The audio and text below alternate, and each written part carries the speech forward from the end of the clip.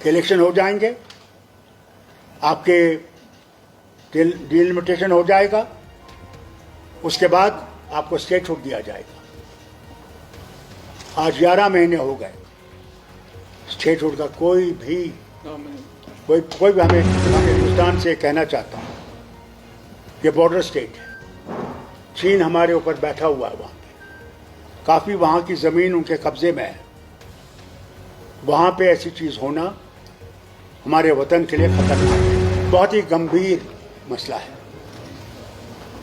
जो लद्दाख में हुआ, खासकर लेह में, जो वहाँ पे बच्चे निकल आए। उसकी वजह ये थी कि वो 14 दिन से वहाँ पे भूख हड़ताल में थे। उसमें एक बुजुर्ग और उसकी बीवी भी थी। कल जब उनकी हालत बहुत ख़राब हो गई और उनको स्ट्रेचर पे लिया गया अस्पताल, तो उन बच्चों के से रहा नहीं गया। 5 साल से वो वहाँ पे खामोशी से एहतजाज कर रहे हैं कि उन्हें 6 शेड्यूल और स्टेटहुड मिलना चाहिए। और उन्होंने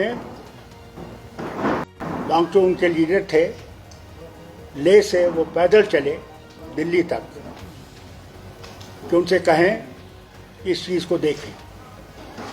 उन्हें गांधीयन तरीका इस्तेमाल किया था, कोई आंदोलन नहीं किया था। मगर फिर इन बच्चों को ये लगा कि जो 5 साल इनने हमसे वादे किए थे कि हमें नौकरियां मिलेंगी, हम लोगों को यहाँ पे सुविधा मिलेगी और हम लोग आगे बढ़ सकेंगे, वो वादे सारे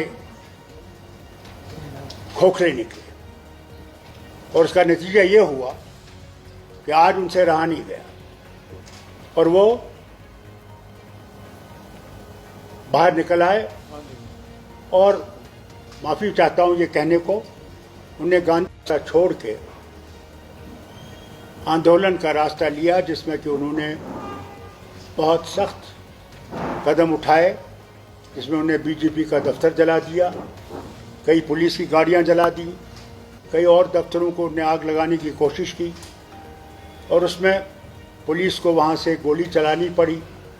अभी तक तो यह खबर है कि 4 लोग की वो मौत हुई है और कई सीरियस हैं, और कहते हैं करीबन 60 से 80 लोग अस्पताल में हैं, कई उनमें से काफ़ी सीरियस हैं। नतीजा इसलिए है क्योंकि जो वादे किए गए इनसे, हर बार इनसे कहा गया हम कुछ करेंगे, ये करेंगे, वो करेंगे, मगर कुछ नहीं किया। और मैं हुकूमत हिंदुस्तान से कहना चाहता हूँ कि बॉर्डर स्टेट है, चीन हमारे ऊपर बैठा हुआ है, वहाँ पे काफ़ी वहाँ की ज़मीन उनके कब्ज़े में है। वहाँ पे ऐसी चीज़ होना हमारे वतन के लिए ख़तरनाक है। मेहरबानी करके इसको सुलझाने की कोशिश कीजिए और बातचीत का रास्ता जल्दी से इख्तियार कीजिए। इंतज़ार न कीजिए कि फिर से इसमें चिंगारी लग जाए। मैं नहीं समझता हूँ इसमें कोई जमात है जो इसके पीछे है, क्योंकि आप ये कहेंगे कि ये बाहर से आ रहे हैं। मैंने पहले भी ये देखा है, जब भी यहाँ कुछ होता था कहते ये बाहर से आ रहा है। बाहर से नहीं है, ये वहाँ के लोगों की आवाज़ है, दिलों की आवाज़ है। वो अब ज़्यादा इंतज़ार नहीं करेंगे, उन्हें इससे सबक सीखना चाहिए। उन्हें ये भी याद रखना चाहिए, उन्हें कश्मीर से ये वादा किया था, जम्मू कश्मीर से, कि इलेक्शन हो जाएंगे, आपके डिलिमिटेशन हो जाएगा, उसके बाद आपको स्टेटहुड दिया जाएगा। आज 11 महीने हो गए, स्टेटहुड का कोई भी हमें सामने नहीं दिख रहा है, कोई मूवमेंट उसकी तरफ नहीं है। उन्हें लद्दाख से सबक सीखना चाहिए। और मैं और मेरी जमात